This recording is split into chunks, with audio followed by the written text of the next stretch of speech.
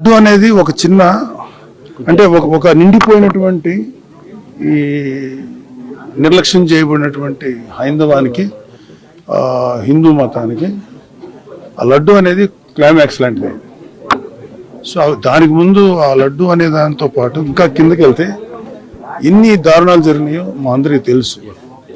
So నేను కూడా అప్పుడు మోడీ గారు వచ్చినప్పుడు మేము మాట్లాడిన కలిగిన సార్ అప్పుడు much before elections Hindu temples కానీ ధార్మిక మండళ్ళు కానీ ఏదైనా సరే should be ruled by Hindus only.